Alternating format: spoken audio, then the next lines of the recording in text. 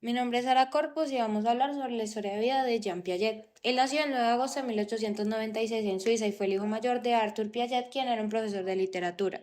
Desde muy pequeño se interesó por la zoología y lo primero que hizo fue escribir una reseña a los 11 años sobre el gorrión semialbino. Ese fue el inicio de su brillante carrera como escritor, ya que a lo largo de su vida escribió más de 60 libros y cientos de artículos. Siguió esa pasión y estudió ciencias naturales en la Universidad de Neuchâtel, donde también hizo su doctorado. Después de eso hizo un semestre en la Universidad de Zúrich, donde empezó su interés por el psicoanálisis. Trabajó en una escuela francesa que fue creada por Alfred Binet y que luego fue dirigida por De Simón, y ahí realizó sus primeros estudios experimentales y estandarizó la prueba de inteligencia de Born. En 1921 fue nombrado director de estudios en el Instituto J. J. Rousseau de Ginebra, en donde conoció a su esposa, con quien tuvo 3 hijas que fueron la base de su investigación en el desarrollo de los niños.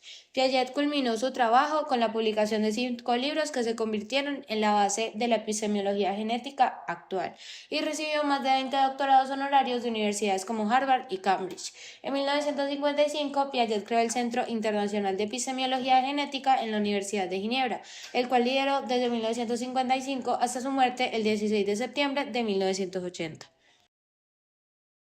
Soy Rosario Clavijo y hablaré sobre los métodos de construcción. En París, Piaget trabajó en el laboratorio de psicología heredado por Alfred Binet y Simon Theodore, quienes crearon las pruebas estandarizadas de inteligencia. Inicialmente, Piaget trabajó refinando las pruebas para tener una mayor aplicación en los niños. Sin embargo, durante su investigación se centró en las preguntas respondidas de manera errónea por los niños de determinados periodos de edad. Mediante estas observaciones, Piaget logró identificar un patrón claro de respuestas equívocas entre las edades determinadas y así fundamentó su concepción de las distintas etapas de desarrollo intelectual. Piaget desarrolló 2 métodos de evaluación, el primero el método clínico y el segundo el método crítico. Este los basó inicialmente en las observaciones sistémicas y naturalistas de sus 3 hijas. Documentando sus comportamientos desde su nacimiento a su adolescencia, Piaget logró entender a profundidad los procesos mentales de sus hijas en diversas etapas. El primer método, el método clínico, se basa en una adaptación de la evaluación psicopatológica clínica. Su principal enfoque radica en hacerle preguntas abiertas al niño y profundizar basado en sus respuestas. El éxito de esta técnica se basa en no imponer ningún juicio a las respuestas y así conseguir un entendimiento multifacético de su proceso de pensamiento. El segundo surge tras las críticas presentadas a el método clínico. El método crítico se basó en la interacción del niño con un objeto determinado. Al manipular el objeto, el investigador logra tener un concepto más preciso del relacionamiento del niño con un fenómeno físico. Cabe decir que ese método mantiene las bases del método clínico. Ahora vamos a hablar sobre la teoría de desarrollo que planteó Piaget. Esta se basa en 4 etapas de desarrollo. La primera es la sensoriomotora, que va de los 0 a 2 años, y es cuando los niños empiezan a relacionarse con su entorno por medio de los sentidos, como la visión y la escucha.